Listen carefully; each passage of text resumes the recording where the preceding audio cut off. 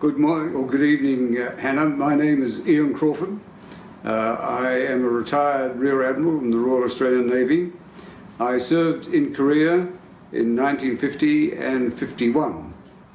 At that time, when I first arrived there, I was an 18-year-old midshipman serving in a Royal Navy light cruiser HMS Ceylon. We were intended to be the flagship of the East Indies Station based in Trincomalee in Sri Lanka. But when the Korean War broke out, the British had to withdraw a cruiser from the Far East, and we were very quickly prepared to go to Korea. On our way there, we were diverted to Hong Kong to pick up the 1st Battalion, the Argyll and Sutherland Highlanders, who, together with the Middlesex Regiment, who were carried in HMS Unicorn, were the first British troops and the first non-American and Korean troops in the Korean War.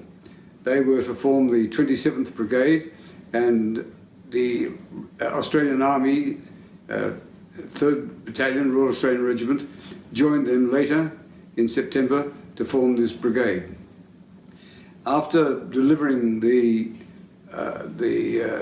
Argyll and Sutherland Highlanders to Busan, and that was at the time when the Busan perimeter was at its smallest, we landed the Argylls and the Middlesex Regiment from HMS Unicorn, and we went about our naval duties. Very soon after that, in September, we were part of the cover force for the landing at Incheon. We were escorting the British carrier, HMS Triumph. 2 Australian destroyers were with us, HMAS Warramunga and HMAS Bataan. And they stayed with us for most of our time on the west coast. The British Far East Fleet, together with the Commonwealth navies, formed the West Coast task group.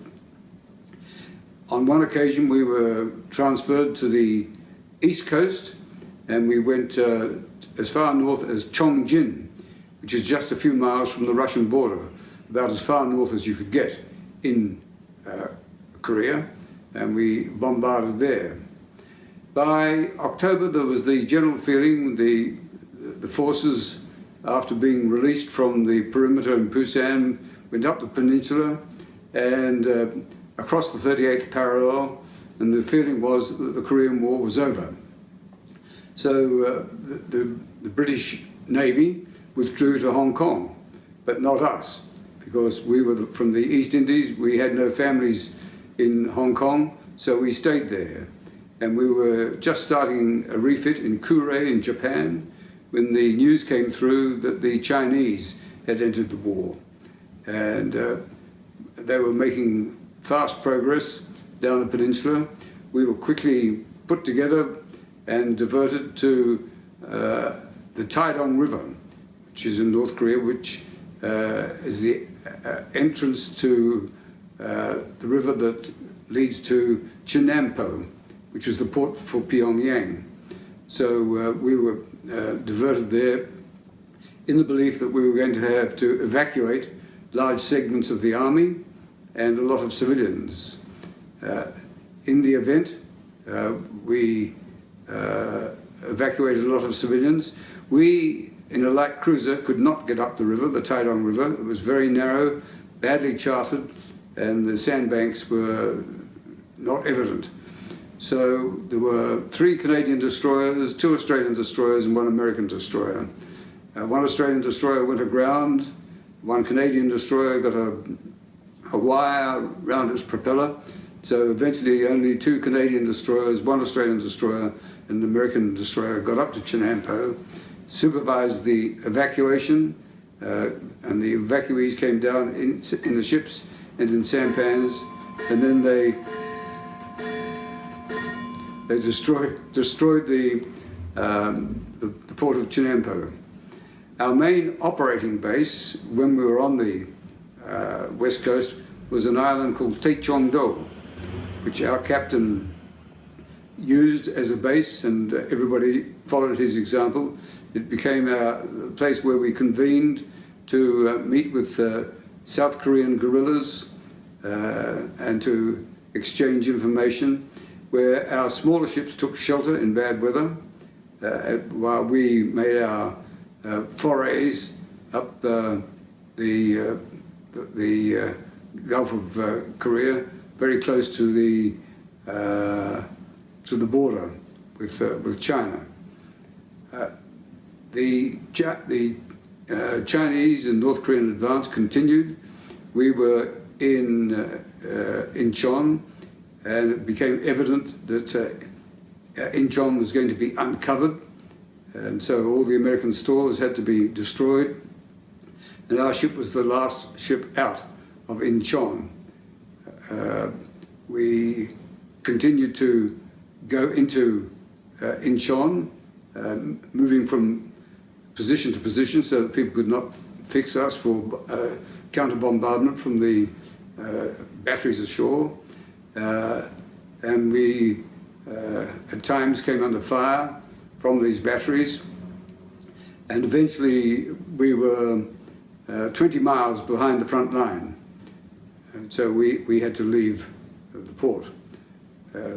It was the great problem was the extreme cold. It was the coldest winter of the century. It was so cold that with our close-range weapons, pom-poms, Oerlikons, we had to move the mounting every 15 minutes, otherwise the lubricating oil would freeze. And at sea, when the spray came over the bow and hit the superstructure of the ship, it turned into ice. So it was cold. We stayed on patrol for a long time. I think we spent more time on patrol than any other ship. At one stage we had a patrol of 43 days. So the important thing was to keep the sailors entertained, to make sure they got their mail, and we provided our own entertainment. I know ashore, on the land, Bob Hope and a lot of Hollywood people came out and entertained the soldiers. That wasn't available to us. We had to provide our own entertainment, which we did, and it was a great success. The other thing was the feeling we had, because everybody felt the war was over and everybody had gone south to Hong Kong, and we were quickly pushed into the breach. We felt very lonely. We felt we could feel the malevolent omnipotence of China bowing down on us, and morale was very, very low. But there came a message from letters from families in England, because I was the only Australian in the ship, all the others were British. We'd been mentioned in the news, and we were going to get a medal. Now, that amounted to recognition, and one of the most important features for any serviceman for his morale is recognition. And this medal was awarded, and I always maintain that recognition is important for morale while serving, and for the peace of mind of veterans in their older age. And that has been a principle that's guided me for a lot of my time since the Korean War and the various studies I've done. I've been involved in many studies. The Australian government has been very proactive in trying to determine the problems of the Korean War veterans, and they carried out 3 studies, health studies, cancer incidence studies, to find out why there was such a large number of Korean War veterans dying early. And we had these very comprehensive studies, which I, at one stage, made available to all other members of a committee that I was working on in Korea for their information. I have been asked by the government to do other studies, we had quite a lot of Australians serving in Korea for the 5 years after 1953, and it was called the post-armistice period. I was co-chairman of that committee, which once again was motivated by the need to recognise the service of these people after the Korean War, because we had people who died there. We had 18 people die during this post-armistice period. Once again, the recognition of these people and the service of these people was so important. And I'm still involved. We have 43 missing in action.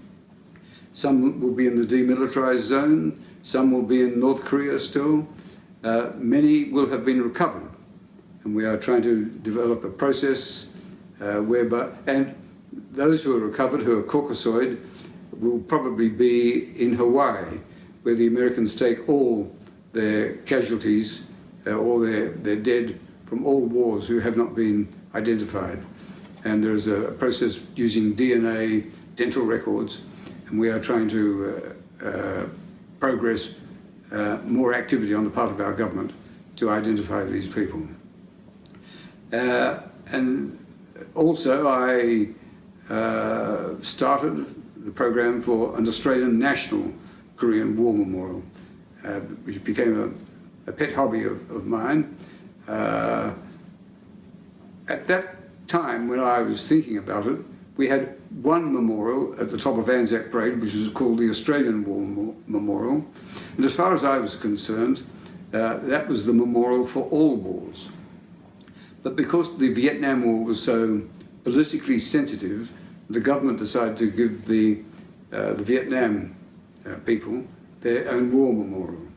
And as soon as that happened, I said, okay, they've got their memorial, we have to have our memorial. So I gathered together some colleagues, and they suggested others, and we went through the process of raising the funds,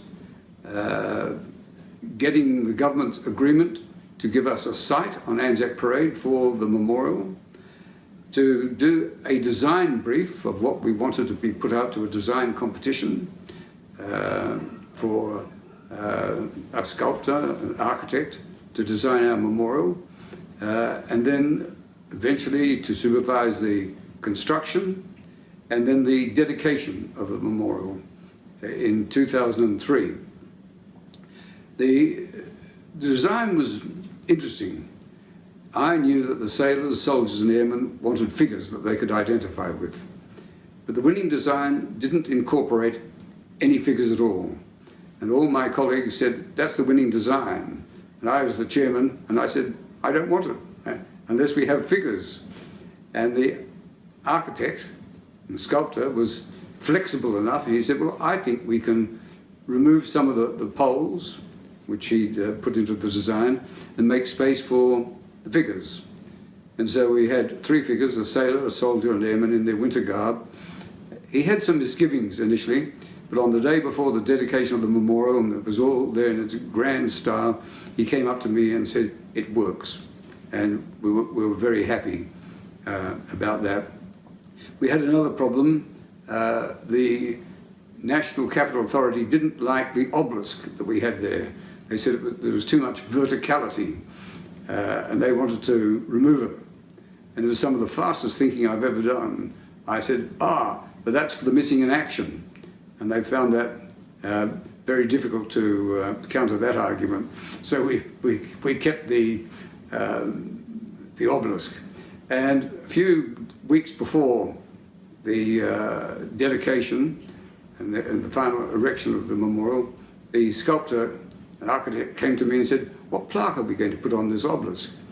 And my wife had taken photographs in Busan of the missing in action for those with no known grave. And so we transposed the design of that plaque onto our obelisk. We were constrained by, we wanted to have Korean flora in the surrounds of the memorial, but our heritage people only wanted Australian material. So we were prevented. But some, I suppose 12 years later, they relented, and we were able to incorporate into the design flora from Korea, Korean box, which is placed at every grave, and the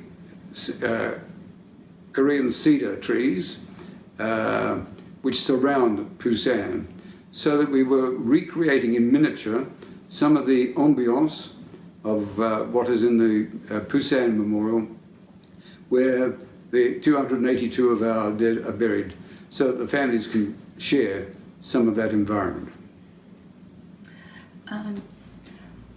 Let's go back to some of the numbers, basic numbers, for those who don't know how many Australians fought and how many died and how many are missing and how many POWs there were. And I know there, post-armistice, there were some that also served after the war. Right. We do not know definitely how many were there during the active service time and during the post-armistice, but there is a rough figure that says around 17,000 served for the totality of the time during the combat time and the post-armistice time. Some people say people there during the combat time would be as few as 13,000, which is, by that measurement meant that our casualty rate, taking terms into consideration the time we were there and the numbers that were there, was a very high casualty rate compared with other wars that Australia's been involved in. So we still have 43 missing in action. Some of them would be in North Korea, some in the demilitarized zone. I think I've said earlier on that some would be in Hawaii. There were, I think, 27, mid-20s, prisoners of war. But they all returned. Not all, no. Some are now included in the missing in action because they would have died in the prisoner of war camp and been buried in North Korea in a cemetery there, which we've never been able to get to. We had over 1,200 who were wounded, originally 339, now found another person, 340 killed during the combat time. How do you think Australians remember or know even about, the Korean War veterans? Not very well. When I was doing the Korean War Memorial, I went to industry for them to make donations, bearing in mind that because of the winter and the feeling that the Korean War could trip over into the Third World War, there was a great demand for a lot of the material that we had in Australia, especially our wool and our strategic materials, some of the minerals. So I argued, and I argued in my approach to business, that the Korean War heralded in a period of prosperity for Australia because of the demand for our raw materials. Some people don't agree, but some 50 years after the Korean War, when I approached these companies, their corporate secretaries had never heard of the Korean War and want to know why we were there. So it is still, for many of the people, a forgotten war. We're trying to make it not forgotten. That was why we had the memorial, so that it wouldn't be forgotten. And interviews like this will help us not to be forgotten. So when the secretary said, why were you there? What did you answer? How did you answer? It was a very sound strategic decision that we were into the Cold War. In fact, the Korean War was the first hot war of the Cold War. And if we hadn't checked the communist inroads onto territory that was democratic, or in the process of becoming democratic, they would have been encouraged to go further, as in Vietnam. So it was the right decision for Australia to be involved, and right decision for Australia to make its own strategic decision to get involved. We did not automatically go to war as we did in the First World War and the Second World War when Britain went into the war. We made our own independent decision and committed our own forces. But our forces were part of the British Commonwealth organisations, the Army and the British Commonwealth Division, the Navy with the ships on the west coast were led by a British admiral. And the soldiers were very proud of being in the British Commonwealth Division. It was the last time they went to war with a British force. And that comprised the British, the Canadians, the Australians and the New Zealanders. And our soldiers were so proud that they insisted that when we did the Korean War Memorial, as well as having the badges for Navy, Army and Air Force on the face of the memorial, we showed the badge of the British Commonwealth Division. So it was very important to them. It was also an interesting time for Australia that up to the Korean War, in the Army you had to be a volunteer to serve outside Australia. So for the First World War and the Second World War, we had the Australian Imperial Force, which was made up of people who volunteered. Up until then, if there was a war, you could only serve in Australian territory unless you were a volunteer. So we had to have volunteers to go into the Korean War from the Army. Navy and Air Force were automatically committed because of their global span. But for the Army, they had to be a volunteer. And somebody wrote a book called The Last Call of the Bugle. And that was because people think about responding to the call of the bugle as volunteers. So the Korean War was the last call of the bugle to attract volunteers to serve in the Army overseas. Nowadays, we have a regular force which is volunteered when people join the regular force. But we did not have a standing army in Australia at that time. We only had a militia. In the 50s? In the 50s, yes. We did not have a standing army. We had militia who could be expanded in the time of war. And if they were volunteers, they would serve overseas. For how long? As long as needed. Oh, really? So some people went right through the Second World War, 6 years as volunteers. They had volunteered. My father was second in command of a regiment, which is a militia regiment. And he had to cajole and persuade the members of his regiment to become an AIF regiment, an Australian Imperial Force, so that they could serve overseas. That's very interesting. So let's talk a little bit about Australians who went post-armistice. Why were they sent post-armistice? They had been committed to Korea or committed to Japan for part of the occupation force, and they had been promised certain entitlements which one normally associates with active service. But when the armistice came, and it was only an armistice, and it still is only an armistice, so we had to present to the North Koreans and the Chinese our determination to hold the line. And so we had a large force of the former allies who remained in Korea. They didn't get, and they felt very proud of this, and they felt that they had been ignored in the recognition that we were giving to those who served during the combat time. And there was conflict between those who served in the conflict and those who were post-armistice. We had to do a study to decide how we would recognise these people in the post-armistice time. So I was asked to chair or co-chair a committee, and we did a 6-month study and came up with what we felt was the the right answer. That they got their recognition. They got a medal, which was called the General Service Medal for Korea. They did not get the Active Service Medal, which was for those who were in combat. And so we felt that was the right balance.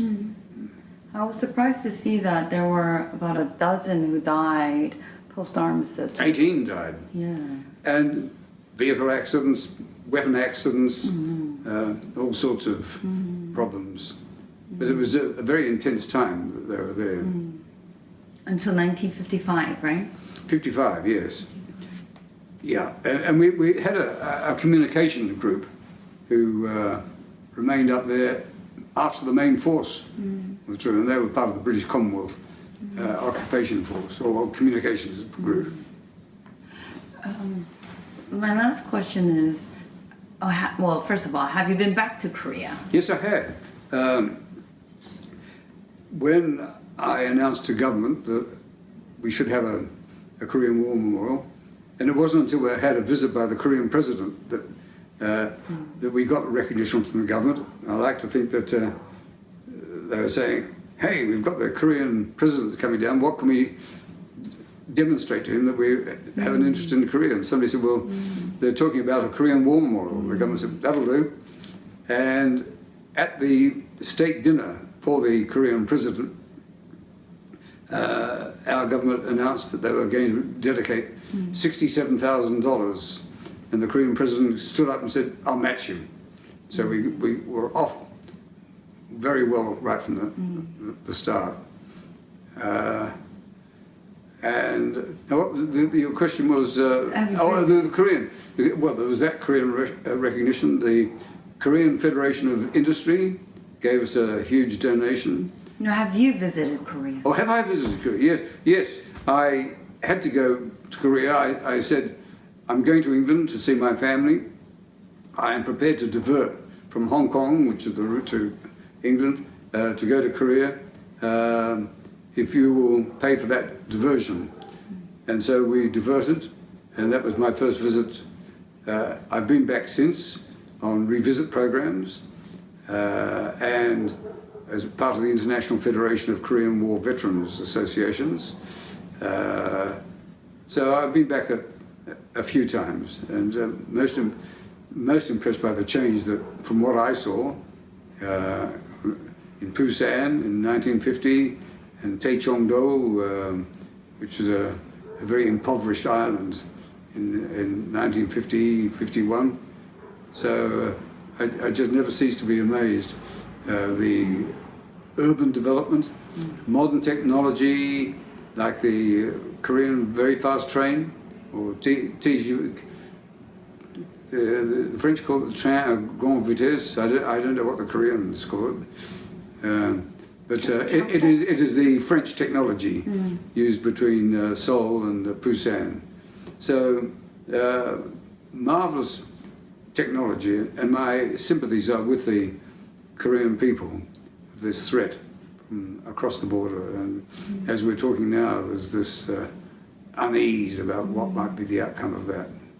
I know, for almost 70 years, and I truly hope that, Korea will achieve lasting peace or even reunification during your lifetimes. That's going to be a challenge, because it's more demanding than the unification of East Germany and West Germany, because you realize this as well as I do, that North Korea has never been exposed to modern culture.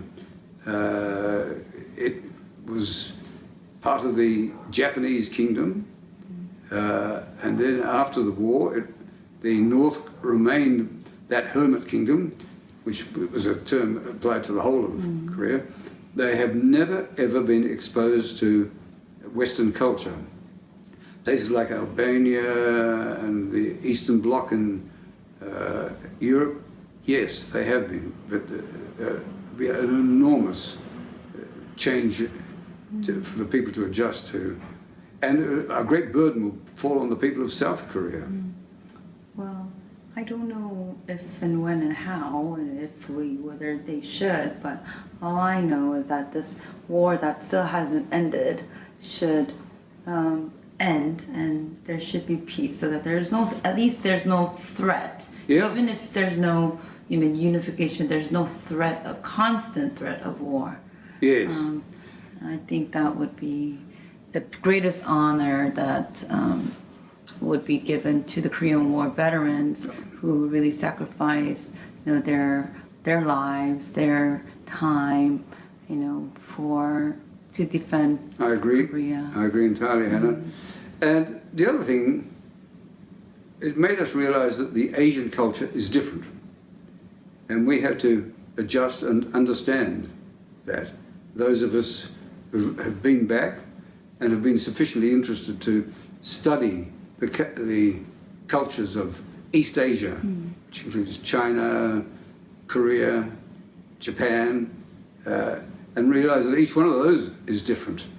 So trying to achieve harmony in East Asia is not an easy thing. It isn't. And that is why all the more, thank you so much for your service. One last question. You're retired as Rear Admiral, right? Yes. What was your rank when you were in Korea? Oh, midshipman.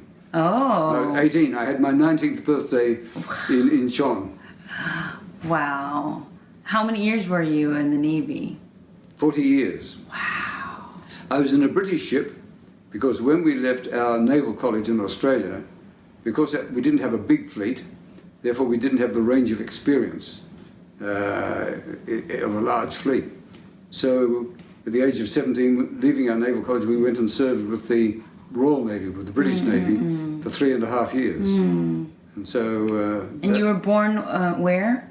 Here in Sydney. Canberra? Oh, Sydney, not Canberra. No. Okay. No. But you lived in Canberra for a Lived in Canberra for 30 years. When you get old in the Navy, you end up in Canberra, which is where the headquarters is. Yes, of course. And our children went to school there. But I finished the Korean War Memorial. Kathy didn't like the cold of Canberra. Our children had moved to Sydney, got married, had children, and she said, we're going to Sydney. And here we are. Oh, here you are. Well, thank you so much again. This is wonderful.